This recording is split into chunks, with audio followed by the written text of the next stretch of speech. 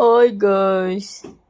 So for today's video, maghimo ta ang para sa kili-kili.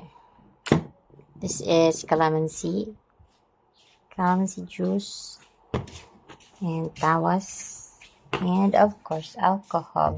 So I choose ethyl alcohol para di init sa ilok.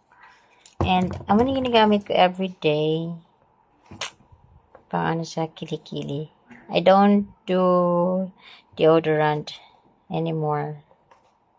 Hamot siya. And then, isa pa, pwede po siya gamitin para sa imong tiil. If ever dasig na balhas imong tiil. So, let's go ahead and mix. So, wait lang. So, ang maunta is, mabutang ko alcohol, acetylene. And then, dala lang. Tapos, butang ko ng tanan. This one. And then, the juice. So, na itong juice. Pure na siya. Wala na siya halong tubig. I need pure para ng calamansi juice, ha. I don't know kung this will work with the lemon na lemon. Pero I'm using calamansi juice for this one. I'm putting all this one. Anan, anod sa tawas. You can use anything, pero amo ni na bakal ko. Tawas. Then, of course, magkuha ka no. Fun. So, this is the funnel. Ang funnel na ko. Put everything there.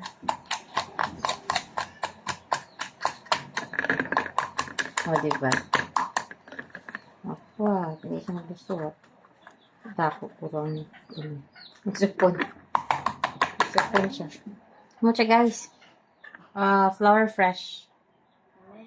Okay, and then after that is I put alcohol.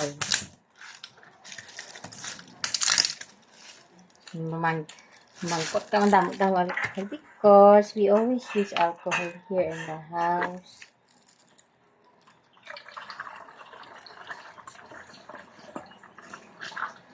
Oh. Yan. So, lang siya.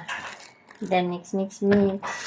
So, this is my remaining solution I made the last time. So,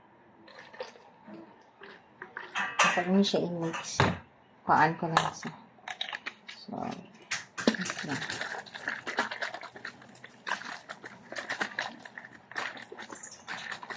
okay. Ayan, na-mix ko rin sa piyak. Para mas... And then... This one naman.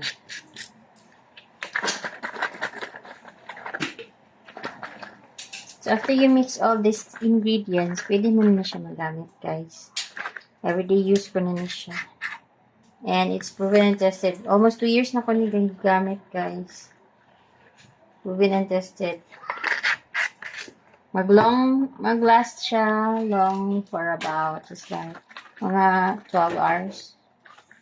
10 to 12 hours. Depende kung, syempre kung balalhason ka, damo ka balhas. Butang ka naman liwat so if nag-stay ka sa aircon and wala ka man lang binabalhas, di ka man paho. Naging problema.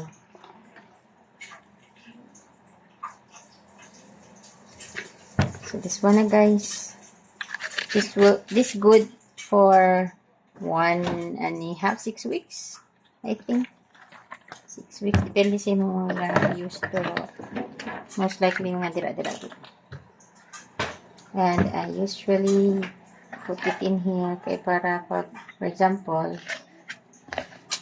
easy to use ko na lang siya. Squeeze ko na lang siya sa kamot ko. Then put it. Hindi mo siya mag-stain actually. If you're thinking na mag-stain mo siya sa clothes. Hindi siya ga-stain actually. Unlike sa mga deodorant, ga-stain siya, gapabili. This one, hindi siya ga-stain. Promise guys. Sugar stain sa mga clothes. Pinabutan ko rin siya para easy squeeze. Tapos, ang mabilin, bakal naman ko lang sito kag squeeze naman and do it one more time. Yun lang. Bye!